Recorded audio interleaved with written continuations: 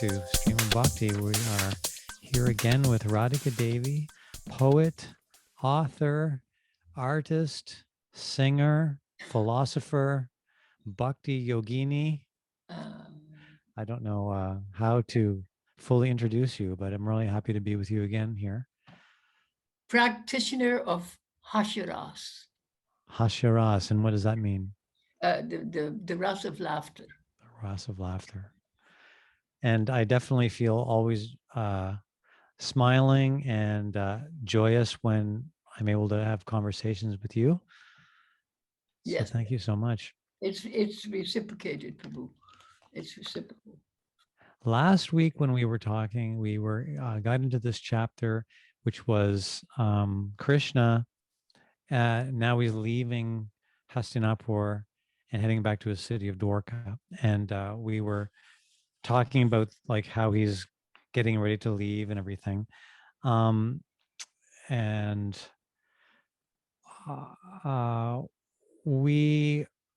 so this chapter that we're in now and the next chapter are kind of focused on Krishna, and it's the first time in the Bhagavatam, because we're still in the first canto, where there's so much, you could say, focus on Krishna as a person. He has been present, with Arjuna, and like we've already heard about him in the so far, but now these chapters, and we spoke about this a little bit last time, but this chapter and the next chapter is really focusing in on him, as if we're getting kind of an introduction, which will, we won't see him personally like this until much later in the Bhagavatam, like the And 10th not only canto. that, if I make a point, Yeah. generally between this time when Krishna is focused on as a person and the 10th canto, that Lord Bhagavan is never referred to as Krishna, by the way. Mm-hmm. I know in the translation, often it may say Krishna, but actually the Sanskrit does not say. So it's very, of course, as a literary critic, I notice these things. Very interesting. Yeah. So that Krishna is personalized now, and then again in the 10th canto. Saguna Brahman. So I've got a question for you about this, Yes. which is, but then we'll get right into the text. But we have, as an introduction here, two chapters, because this chapter he's leaving Hastinapur, getting ready to return to his city of Dwarka. Mhm. And so all of the people that he's with at the moment are feeling like this impending separation, and they're saying so many beautiful things, and that becomes the focus of the chapter, but it's all about Krishna. And then in the next chapter, it's almost the same thing, except it's instead of the separation, it's the receiving. Then Yes. Krishna is going to arrive, and there's, again, we're going to hear so many people speak about who Krishna is, but we don't. Krishna's not going to do that much per se, like in these next chapters, we're more hearing about him. Mm. And is that in it, like, can you comment on that? I mean, Yes. because later in the 10th canto, for example, he's very active, and we get to understand in details about the things that he does. This is just Yeah. like in a novel. When you want to introduce a character in a novel, you don't start saying out what they're doing, or describing what they're doing, but you say they're looking like in a mirror, and they're seeing themselves in a mirror, and there's a description in the mirror by, let's say, what you call the omniscient narrator. So it's like this. The omniscient narrator is producing all these beautiful ladies to sing about Krishna, either from the point of view as of leaving, separation, or the point of view of coming. So this is like a very excellent literary technique to describe the character who will be introduced as the main actor. He is not the actor yet. He is the actor being introduced. So this Wow. is the prologue. Prologue. Again. Yeah, that's beautiful. Thank Okay, you. so another thing before we dive in here is that it's worth pausing just to talk about some of the language. Like, now what we're going to do is we're going to hear about all of the I guess you'd say the princesses, Yes, princesses. and they are on the rooftops, and they're looking down on the scene of Krishna departing, and they're going to now recite these beautiful mantras. Mm. And so one of the things that comes up in the translation quite a bit is the word is Krishna being described as a godhead, and which is kind of an unusual word Mm. for it's an unusual word. Can you Very explain? English, very, you could say Presbyterian type of English. It is not very Sanskritic. That is for sure. Okay, so can you explain like maybe as we read into it, if you see the right moment to kind of Yes, I explain will a say, little bit? but can say Yeah. as a preliminary remark that when Prabhupada was dealing with this Srimad Bhagavatam, there was already 5 editions extant, full editions in English. So Prabhupada used 1 or 2 of them for his translations, and he made different changes, of course. But sometimes he uses the same, you can say, Christian type of Western terminology, and this is Mhm. very much like recently one devotee, well, ex-devotee of ISKCON made a translation of the Gita where they took out all Western type of references and they used more kind of, you can say, more acceptable language. So this is part of the lexicon at that time of 100 years ago, and Mhm. so we can Mhm. remember that. We don't find fault, but we are aware of this, the Godhead. Yes, I Bhagavan, appreciate that. Hari, Hara, Narayan. Yeah, I Yeah, appreciate that because the English that's and the English that's that Prabhupada translates with is from a kind of a different era, yeah, and so as post-Victorian, yes, post-Victorian. so as we go through it, we just kind of there's some kind of there's some antiquity to it, which is kind of charming if we allow ourselves to just get into it, right? Exactly, Yeah, I agree. yeah, It's not that we should fault find it, but we can enter in, and it's maybe our own mother tongue. So why should we despise it? right, right. Yeah. Okay, let's begin. So I'm just going to chant a few mantras so we can start Mm. into the invocation that we always do before diving into the Shrimad Bhagavatam. Om Namo Bhagavate Vasudevaya. Om Ajnanatamarandasya Gyananjana Shalakaya Chakshur Unmilitam Yena Tasmai Shri Gurave Namaha.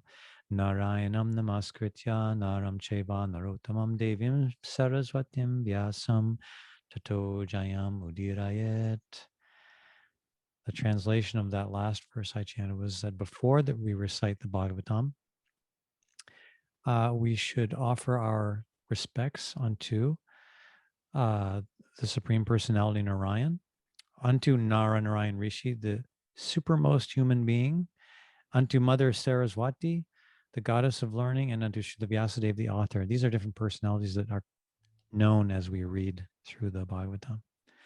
So, text number 20 of the 10th chapter, Departure of Lord Krishna to for Dwarka. Should I start Yes, the? we start. I can't remember. Do we do the Sanskrit or not?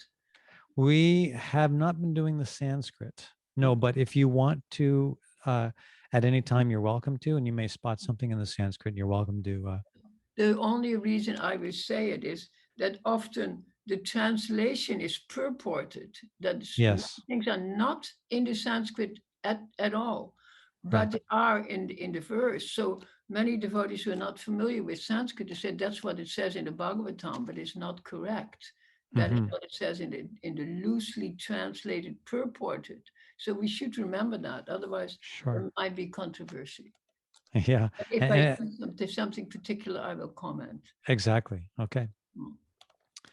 So now, okay, Krishna's about to leave, and this is text 20. Absorbed in the thought of the transcendental qualities of Krishna, who is sung in select poetry, the ladies on the roofs of all the houses of Hastinapur began to talk of him. This talk was more attractive than the hymns of the Vedas. Ki jai. Goodness. why is that a why is that a thing like that it's more attractive than the hymns of the Vedas? Okay, first of all, in the Vedas, there's no Krishna. There's no Krishna. So the Krishna is not worshipped per se. There's all the different gods who are understood, of course, to be the supreme personality of Godhead. And it is somewhat impersonal. There's so many persons. But here, one person is focused on. And that person's quality are precisely described, not generically, but precisely, and also in poetic words, not in prose.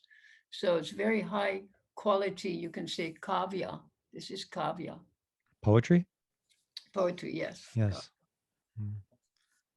They said, here he is, the original personality of Godhead, as we definitely remember him.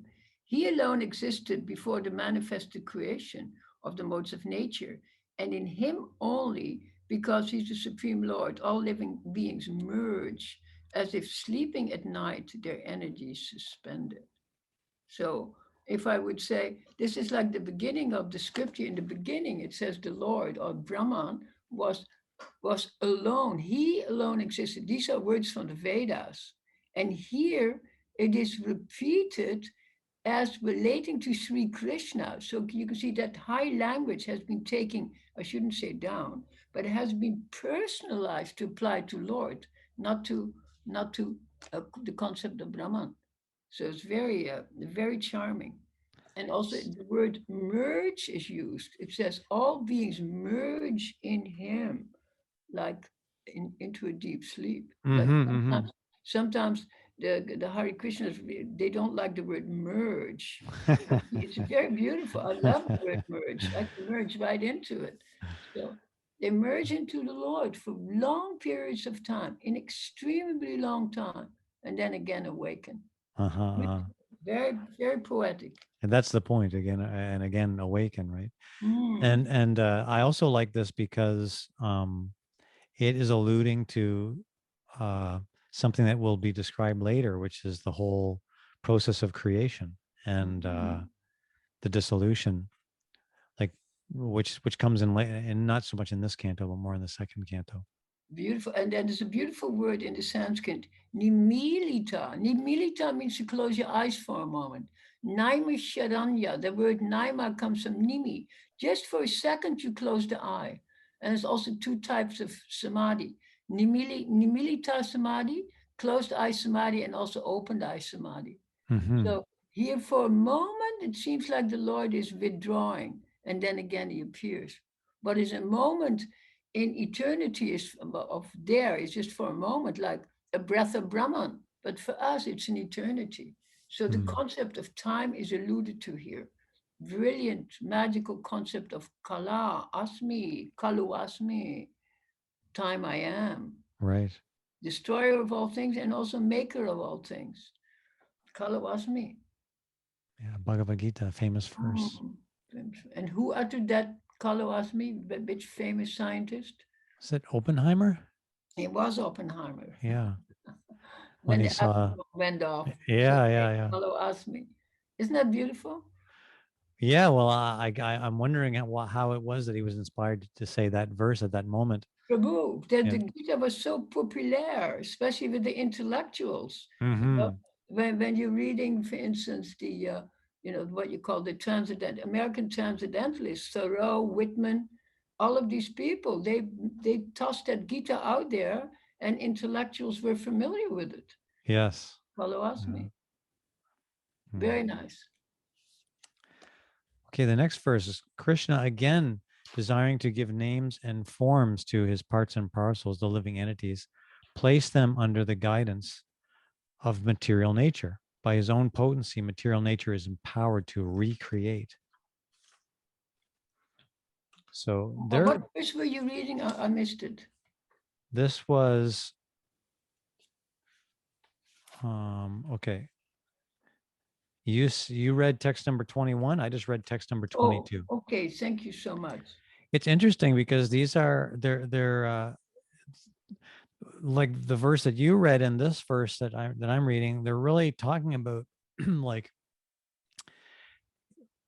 detailed knowledge about the material nature, like detailed knowledge about the way that the world works in terms of the energies, the like that are described in the Bhagavad Gita. Exactly.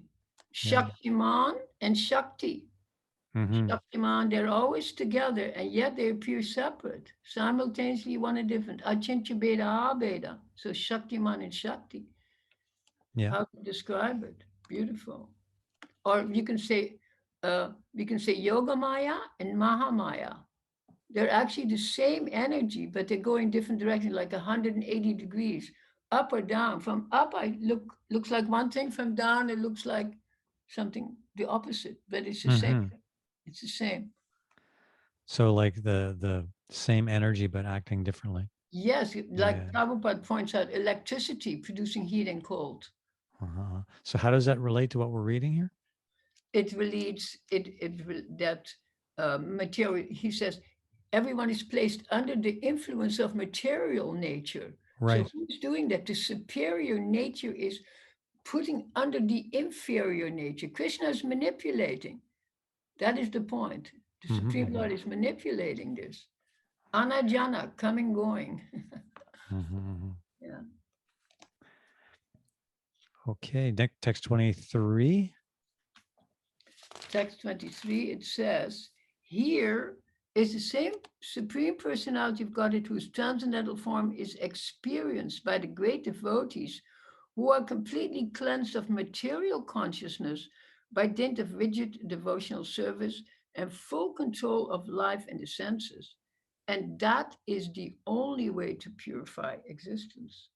So as I was reading it earlier, I was thinking rigid devotional service. I cannot say I was completely happy with that phrase, like rigid. Rigid has not a very charming meaning.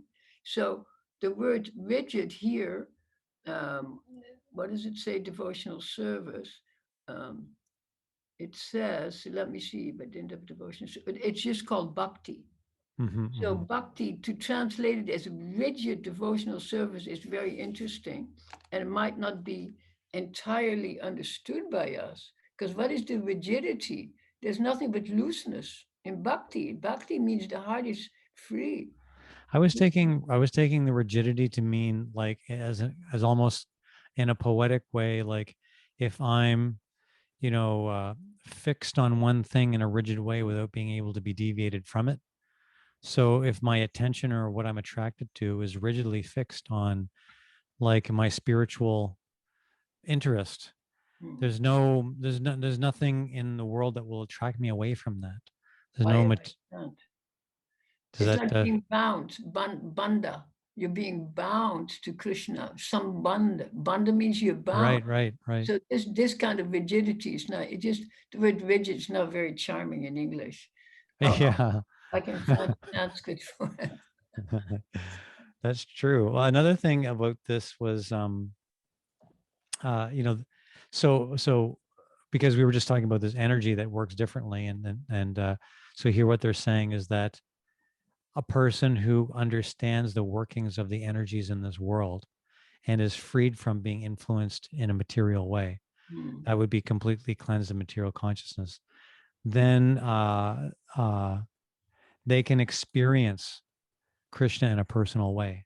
So it, Exactly. it takes some kind of like withdrawal from material absorption, from absorption in the phenomenal world.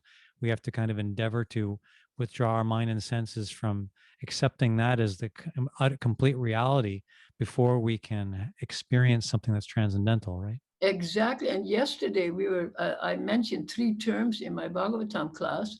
There's three types of language.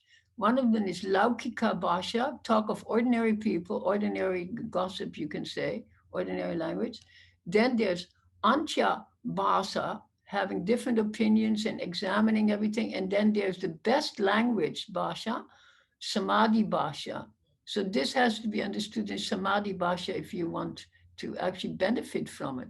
So this is that transcendental, that those who are completely cleansed of material consciousness, these sadhus are in the samadhi, this bhashya that is transcendental, the fourth Right. surya. What does the word basya mean? Bhashya means language. Right. Okay. Yeah. So and also Arjuna says to Krishna in the beginning of the Gita, he says, Krishna, he has 16 questions throughout the Gita. He says, tell me, what are the symptoms of one who is situated in transcendence? And the word is used, Bhasha Samadhi. How does he talk? Very important. How does he talk? How does he walk? How does he sit? Very Uh-huh, uh-huh. brilliant. So the terminology I was researching is it just is right there. How does he talk? Yeah. That's really good. It's not, he doesn't, yeah, it's not about, those questions are specifically about what's going on inside. Exactly. Like, and those are the things that reflect what's going on inside, right? Like, how do Mhm. we talk? How do we Yeah. move in the world? Like, what do we do? These are the things that reflect our depth of character, right? And how Mhm. developed we are in terms of our spirituality as well. Exactly. And all of Yeah. those questions that he asked, only 16 throughout, they're very like philosophical, but also completely practical. Like, what are the Hmm. symptoms of a Brahmana? What, tell me something. How do I recognize Right. this person? So I can give you the list one day of 16 Hmm. questions. Very interesting. All right. Text 24. Oh, dear friends, here is that very personality whose attractive and confidential pastimes are described in the confidential parts of Vedic literature by his great devotees. It is he only who creates, maintains, and annihilates the material world and yet remains unaffected. Beautiful. Yep. Beautiful. Yes. And the word confidential is used twice. It's most important. It means secret. It says at the end of the Gita, this information is secret. And actually, Hmm. almost all scriptures, whether it's Shaiva or whether it's Buddhist or whatever, it says this information is secret and it should be given only to confidential partakers. And that is the point, because what is confidential is that language of the Samadhi Bhasha. How, on the Laukika Bhasha, on the ordinary level of language, the secret is not given because it's not understood. That's why Prabhupada says these commentators are simply licking the bottle from the outside. The juice is there, but the taste, the ras is not there. So, this is because you're right. This point about confidentiality comes up a Mm. lot, like when teachings are being imparted, and it's the same in the Bhagavad Gita. There's one chapter entirely. The ninth chapter is the most confidential knowledge, right? Exactly. But the Bhagavad Gita is one of the most widely read books in the world. So the question might be, how can it be considered confidential knowledge when anybody can go and get a Bhagavad Gita and read it? But that's what I'm pointing to. They're reading it on the Laukika Bhasha. It's just like sometimes I hear people talk about Krishna's pastime and they say, oh, wow, Krishna is so beautiful. Then he opens his mouth and they speak like this, but there's no astonishment when they're reciting it. It's astonishing only when you are ready to enter into it, not when you talk about it like Bollywood or Hollywood, like another narrative. It's not just another narrative, it's transcendental. So Mm-hmm. you can read the Gita on any level as an analogy, or like I was saying the other day, there's four levels to read it: ordinary level, then the analytical or historical level, and then the main theme, like the morality, and then the entering into it as a bhav, as a Mm-hmm. transcendental meditation. So these four levels are there, and they're all legitimate. But if you don't get the fourth one, you're still not entering. You're still licking on the outside. Mm-hmm. So this And bhasha has to be there, samadhi bhasha. right, right. And that would become through like sincere practice of bhakti, right? One can And enter into that. absolutely, and Yeah, depending on the mercy of the master, yeah. because Mm-hmm. it doesn't matter how much you want it, it's only by the mercy of the master it will come. And that attitude we have to have. You cannot just will it. It's the most amazing thing. You are destitute. Destitute. Uh, Isn't that amazing? It is. It is. So it's Amazing. not That that is we can. bhakti. That is Yeah. bhakti.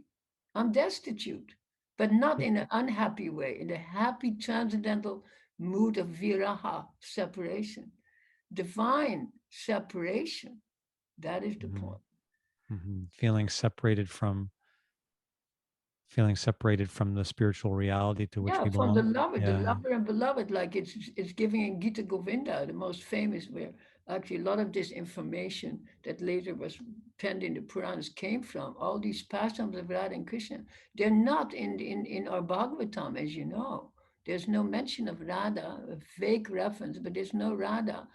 All the ideas of Radha came from the different Puranas. Mm-hmm. And that is the point, not from Bhagavad Purana. And yet that is our main theme, is Radha Krishna Bol Bol. You see? Yeah. So how to enter into that? By the mercy of the master, things are revealed. Like everything was revealed to the person who composed the Gopala Champu, Jiva Goswami, is revealed confidentially, but it's based on Shastra. That is the, Mm. yet it's confidential. Right. Okay, let's keep going. What is it? Next one? 25? Next, 25. Okay. Whenever there are kings and administrators living like animals in the lowest mode of existence, the Lord in his transcendental form manifests his supreme power. The truth positive shows special mercy to the faithful, performs wonderful activity, and manifests various transcendental forms as is necessary in different periods and ages. You please say something. I want to look up the word truth positive in the Sanskrit, okay? Yeah. Yeah. Well, this is interesting that we're going to hear later in the 10th canto Wow. how Krishna comes to appear, which they're alluding to here. They're only, like, as you say, we're getting an introduction to Krishna. So the Krishna's entrance or appearance in this world was precipitated, or like there was some things that events and whatnot that were taking place prior to his arrival, and one of those things was some prayers from Brahma and all of the host of powerful beings in the universe, imploring Krishna to manifest in his personal form to deal with the situation that was happening in the world, which was that it had become quite an unruly place. Beautiful. And Yeah. guess what the word is in Sanskrit for this term, truth positive, and here it's capitalized. Ritam. And ritam ritu means the seasons. It means Mm, coming and going, the rhythm. The word English word rhythm comes from there. Rita. It's Krishna comes, he withdraws himself, he reveals himself on different platforms. This is ritu. uh-huh. Sanatan Dharma, the eternal religion. So ritam, we should know that word. Ritam, positiveness. Yes. I Wow. like how you brought in the waves here, and because this is going to come up a little bit later too. Prabhupada in the commentary is going to explain how when Krishna is suddenly present, and then when he's not present, it's kind of the same way that the sun is present and not present. It's not really that the sun has gone anywhere. Of It's course. just it's visible at one time and it's not visible at another. So, but that'll come in a few verses. Prabhupada Mhm. will, So rhythm, ritu, ritu. yeah. So now text 26. Oh, how supremely glorified is the dynasty of King Yadu, and how virtuous is the land of Mathura, where the supreme leader of all living beings, the husband of the goddess of fortune, has taken his birth and wandered in his childhood. Oh, this is it right here. He Mm. says that Prabhupada says in the commentary that that his birth, we say birth, right, is Yeah. like the appearance and disappearance of the sun. This is in the commentary. The sun arises on the eastern horizon, but that does not mean that the eastern horizon is the parent of the sun. It's only apparent, not Yeah, parent. right, right. Apparent, to make a slasha, a pun. Right, right. The sun is existent in every part of the solar system, but becomes visible at a scheduled time, and so also becomes invisible at another scheduled time. Similarly, Krishna appears in this universe like the sun, and again leaves our sight at another time. And He again, exists at all let times. me insist again. Yep. Again, this is ritu. This is the rhythm, coming and going, coming and Yes. going. It never actually leaves, and yet there's the idea of rhythm, light and dark, rising and setting. So rhythm. That Go ahead. is that is a beautiful point. You know, it's not that Krishna is ever absent, but there's this feeling of this flow Mm. of waves. Yeah, Excellent. should we move on to text 27? Yes, yes. Isn't it amazing? You know, when we discuss this, like with a kind of a focus, how beautiful it is, because some of the highlights are just so apparent that when we Yeah. bring it out in conversation, then it is becomes like a small jewel, and then you polish that jewel. Like what does it say? All money, Padme Hum. Padma is the lotus, and inside there's the money, and we get that money and then we polish it, and that is the secret. Yeah. So it says, undoubtedly, it is wonderful that Dwarka has defeated the glories of the heavenly planets and has enhanced the celebrity of the earth. The inhabitants of Dwarka are always seeing the soul of all living beings, Krishna, in his loving feature. He glances at them and favors them with sweet smiles. Now it's going to get a little bit more into some of the loving exchanges that people experience with Krishna, starting with Yes. Dwarka. And he's called Swapatim. Swapatim. Patim means like the Lord or husband, even one's own self, one's own husband, one's own person. And here in brackets it says Krishna. Hmm. Swapatim. Very beautiful term in Yeah. Sanskrit. That's why it's very important sometimes to take a look at the language that is used. Hmm. Swapatim. I And think go it's ahead. especially nice to do this because the Bhagavatam, although there's going to have so many talks about so many different subjects, but it always comes back to the to how in Bhakti there's always some kind of emphasis on the different varieties of relationship, Hmm. and which is happening here. I mean, there's so many things that they could say, right? But the Yes. emphasis is on the relationship that they're aware of, the different relationships that they're aware of. That Sambandha. Sambandha. mm, So yeah, beautiful. And he it favors them with sweet smiles. yeah, That's so beautiful. personal. Yes, it's reciprocal. Yeah. Text 28. Am I reading it? Sure. Oh, friends, just think of his wives, whose hands he has accepted, how they must have undergone vows, baths, fire sacrifice, and perfect worship of the Lord of the universe to constantly relish now the nectar from his lips by kissing. The damsels of Brajbhumi would often faint just by expecting such favors. You please comment. Yeah, well, so here we are going into a realm like or we've been talking about we were talking about language at the beginning when we first started, and this whole idea of this unusual word Godhead, Hmm. and how that can conjure up well, I mean, what I think when I hear descriptions of Krishna in this way, I think of something that's kind of reverential, like very, you know, I guess that language invokes some kind of reverential feelings. But in bhakti, it's just so not like that. In bhakti, it just is a whole other level of intimacy in our relationship with the divine. And so this is a little bit, again, this is an introduction to what we're going to later discover, how Krishna, loves being in this rural environment with his friends playing, and he has these different cowherd boys and cowherd girls, and how he has different kinds of loving relationships with them. It's like over the top, different than what someone might be expecting. But at the same time, look at the word in the verse. He's called Ishvara, the word. Yeah, yeah, So then Ishvara is kissing, but that's of course in brackets, but the lips. So it brings it right down or right up to the highest idea of Godhead, the controller to the lover. And that is the yes, point. From the highest Lord to the lover in one or two sentences.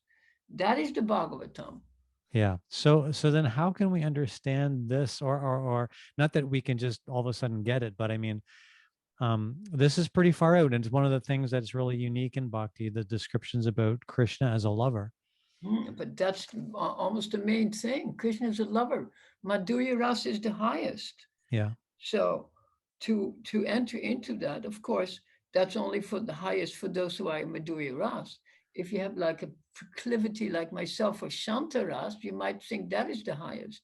You see, so everything depends on your own point of view. From what point of view are you looking at or tasting it?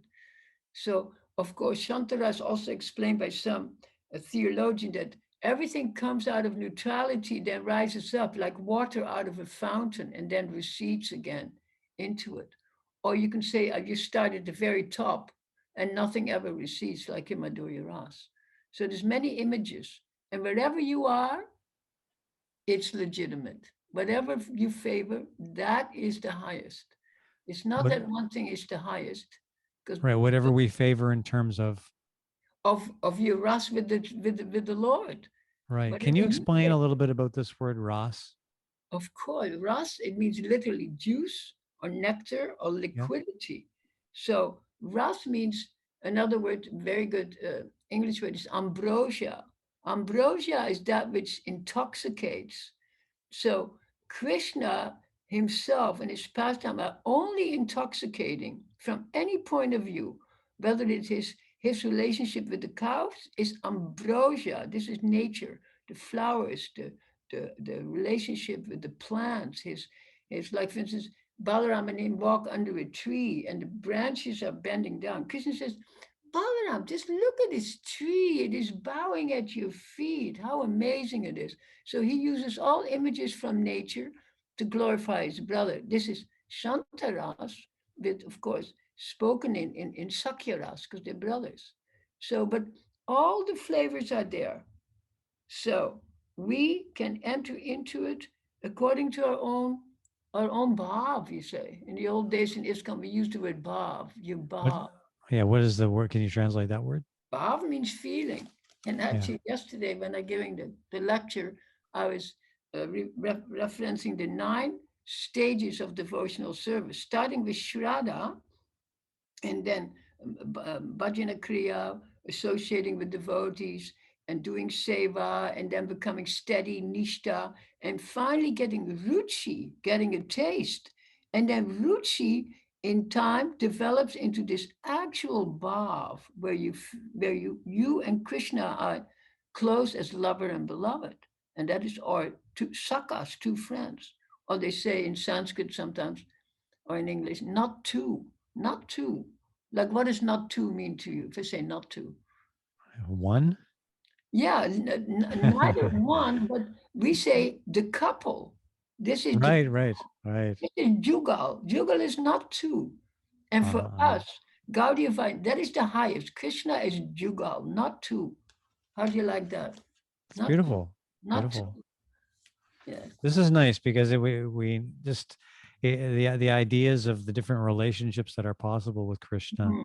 is important for us to contemplate sometimes, and it helps us understand why these these prayers are being said here, why these words are being spoken by these people. Mm. It's to encourage on any level of our personal ras. It's encouraging us. So this ras is like that intoxication, but it can only be imbibed when we are actually ready for it. If I lick the glass of wine on the outside, what will happen? You have to drink it. Pillow, pillow, or pio pio, as they say in Hindi. You have to drink it. And like Prabhupada said, bitter in the beginning and sweet in the end. This we can remember. Mhm, So it's like medicine that turns into nectar. mhm, Yeah. Whereas actual nectar, ordinary sukha, all turns into poison in the end, turns into dukkha. So ras is actually shuka that's on the level not of sattva, but shuddha sattva, the fourth state of consciousness. Shuddha sattva, we have to enter into. This is where ruchi begins. The taste begins mhm, at that division between the 3 modes of nature, the 3 modes, and the fourth level of consciousness. Then ruchi comes. Then finally you're getting it, and then you're entering into this samadhi bhasha. mhm. Very astonishing. So it becomes when we start hearing about Krishna, or we start chanting or doing something Mhm. in bhakti, we can feel like immediately attracted Mhm. and enthused. So at what point, like, so how does this analogy work where it's like poison at the beginning and later becomes nectar? Well, I'm very sick and I have to take this horrible medicine. So on my tongue, I don't like it. Then it goes down my esophagus. Is it esophagus? Wherever it goes down, whether not the esophagus. Then think, not bad. When it enters my stomach, starts to digest, I say, oh, it feels so much better. And after a while, when all the medicine enters into the bloodstream, I think, brilliant. So how it converts. It Right, right. converts. Yeah. So that's how all of this eventually converts, eh? Like, Yeah, and it's yeah. sublimity. Just like I used the example of water. Water itself, you can do something with it. But if you boil it and you allow this, you catch the steam, then you can run the steam engine. But the water cannot run the steam engine. It puts it out. So Mm-hmm. to sublimate, this is actually the secret in Krishna consciousness, is all these mundane things like lust, anger, and greed. All of these are in Krishna consciousness. Lust is kama, uh, greed is lobha, and lust, anger, and greed, and anger is also in all the rasas. All these are there, but they're in a context that makes you rise. Radha gets angry so many times and Radha gets disgusted. You see, when she sees this other gopi coming, Bibhatsa, all of all of the you see the terminology that is actually taking from the Bharatnatyam, from the theater in India, from the dance, all these emotions that you've seen on the stage are there in full in the personalities of the Bhagavatam. It's Mm-hmm. astounding. And that's what Rupa Goswami did. He said, look at Radha. She's experiencing vibhatsa, or she's experiencing krodha, anger, or she's experiencing falling unconscious. You see? All of that is there. But instead of it being mundane, phenomenal, it becomes transcendental. Mm-hmm. Meta phenomenal becomes a nominal, not phenomenal. Mm-hmm. Not that it's not that it's devoid of quality and characteristics and experience and feeling. Exactly Yeah. the opposite. Yes. Well, let's keep going. We're on text number 29. Yes. The children of these ladies are, so now this is in they're talking about people who are in Dwarka. Yes. Pradumna, Shamba, Amba, etc. Ladies like Rukmini, Satyabhama, and Jambavati were forcibly taken away by him from their Svayamvar ceremonies after he defeated many powerful kings, headed by Shishupal.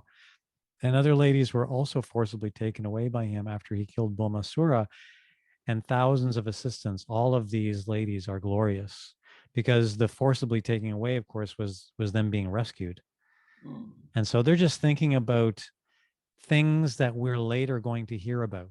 We're just hearing these names and activities. They're just saying them from the rooftops as It's Krishna is called, leaving. from a literary point of view, foreshadowing.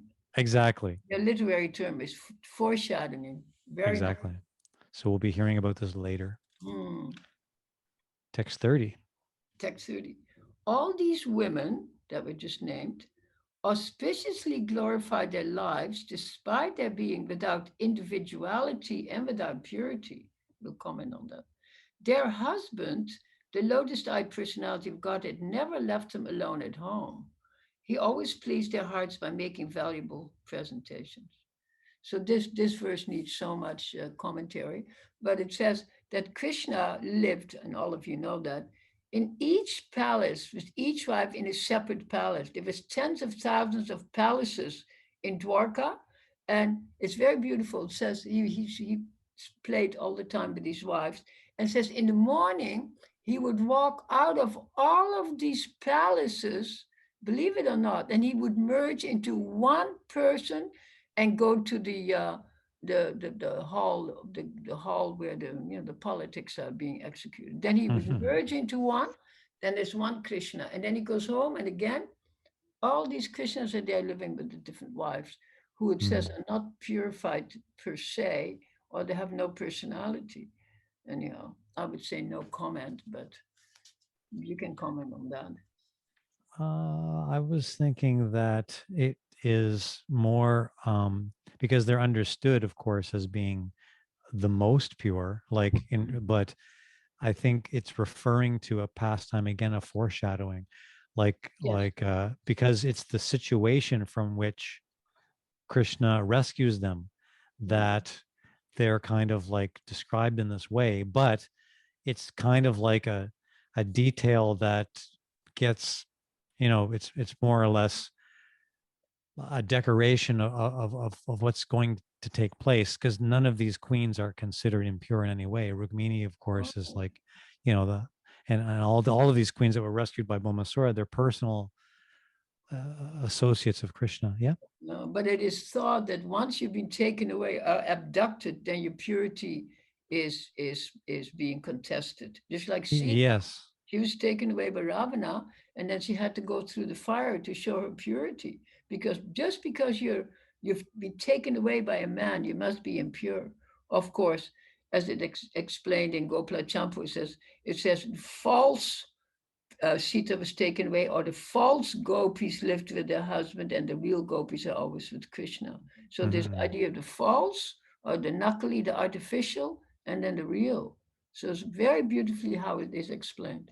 Yeah, and it makes sense when we read it in terms of like an ancient culture that was present at one time, and these were the norms of that time. And so Exactly. it makes, like it puts in context why some of these things are said. But ultimately, at the end of I think the verse again is just another foreshadowing some of the intrigue Exactly. that's on its way.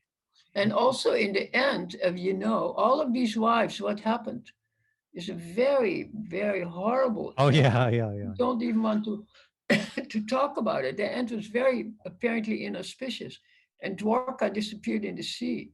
And Krishna, everyone, how they disappear is not so charming, you know. In a way, the Pandavas are better off. They left at least from what do you call that city? Hastinapur. Yeah, Hastinapur. At Yeah. least they were walking and had a beautiful dog with them. Everybody became self-organized and they all dropped down. They were charming. But Krishna's is like, after he speaks Uddhava Gita, it's amazing. And his wives, we don't even want to discuss it.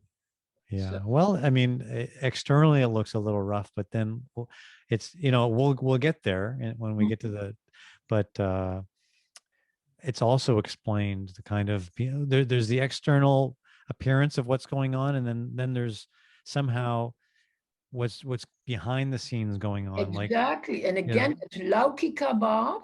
I can look at it like a plot. Like Laukika yes, Bhav means I'm reading the plot. Like yeah, elementary kids, they watch the movie. Yeah, and this happened. And then they go over the whole plot. For a literary critic, the plot is at the bottom of the thing. It's right. what is you can say the irony of a situation. In literary criticism, irony is one of the highest things. Hmm. Yeah, all these lovers of God and they're all dying in misery. You see, that's what you discuss, not how they died. So Right, right, right. very interesting. Okay, well, we're almost there. Yeah, we've got like maybe 5 or 6 more Good. texts, and we'll see where this chapter ends up. And what verse are we doing now? We're on text number 31. Okay. While the ladies of the capital Hastinapur were greeting him and talking in this way, the Lord, smiling, accepted their good greetings and casting the grace of his glance over them, he departed from the city. Very interesting. It reminds me of that time. I don't know if you remembered when the Lord also came to Dwarka, and it describes all the different personalities who greeted him, and some of them it says were prostitutes. It's translated as prostitutes. How beautiful they were! How they came in beautiful chariots and how gorgeous. And I think Prabhupada comments on it. That's the next chapter. Oh, is that the next chapter? Yeah, Yeah, yeah, it's gorgeous. It's yeah. absolutely gorgeous. Everyone is accepted. That's also Indian society. Many Hmm. different levels of society, And the society girls, you might say geisha, the society girls were gorgeous how they greeted him. So we anticipate again foreshadowing Mm-hmm. and a different mood rather than separation. It's high anticipation. Yeah. Anticipation. Text 32, Maharaj Yudhisthira, who, of course, we've heard so much about prior to this chapter. Maharaj Yudhisthira, although no one's enemy, engaged 4 divisions of defense, horse, elephant, chariot, and army, to accompany Krishna, the enemy of the Asuras. The Maharaj did this because of the enemy and also out of affection for Krishna. Mhm. Go. Oh, should I? Yep, Out go ahead. out of affection for Lord Krishna, the Pandavas, who were of the Kuru dynasty, accompanied him a considerable distance to see him off. They were overwhelmed with the thought of future separation. The Lord, however, persuaded them to return home, and he proceeded towards Dwarka with his dear companions. 2 more verses. Yes. Yes. Oh, Sonika. So now we're zooming out like hearing how the story, as Sonika is the one who's hearing the story. Yes. Krishna then proceeded towards Kuru Jangala, Panchala, Surasena, the land on the bank of the river Yamuna, Brahmavarta, these are all different places, right? Kurukshetra, Matsya, Sarasvata, the province of the desert, and the land of scanty water. After crossing these provinces, he gradually reached the Sovira and Abira provinces. Then, west of these, reached Dwarka at last. On his journey through these provinces, he was welcomed, worshipped, and given various presentations. In the evening, in all places, the Lord suspended his journey to perform evening rites. This was regularly observed after sunset. And as you also know, when there's a battle, it doesn't matter who is fighting. At night, they meet and have a drink together and sit and talk and laugh. And in Mm-hmm. the daytime, they're fighting. When at night, there's amicable relationship. This is very interesting. So Yeah. the idea of the actual hero is there. There's not this personal venom.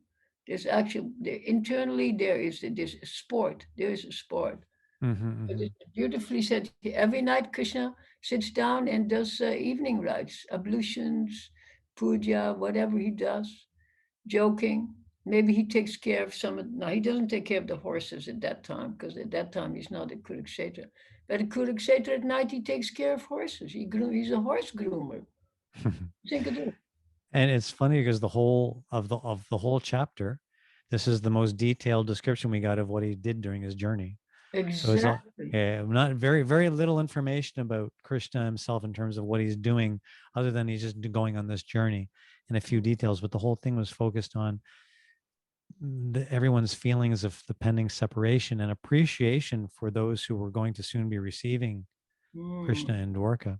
Yeah, how they see him. So this is a Mm. portrait, like it's like a moving picture. You're looking at the screen and you're seeing it move and it has a few subtitles. And you think, yes, it makes sense. And you make a few notes. Later on, you want to research it.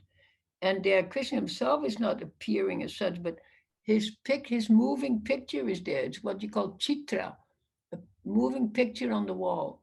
Mm. Very beautiful chitra, kahani. Yeah.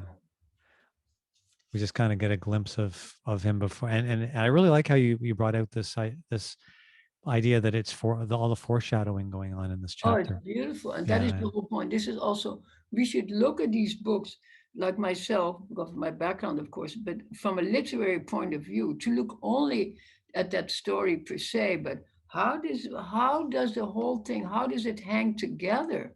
yeah. What Hmm. what can we get out of it? And this is not mundane. This is actually very, then you can enter into the spiritual bar from what level we see in it.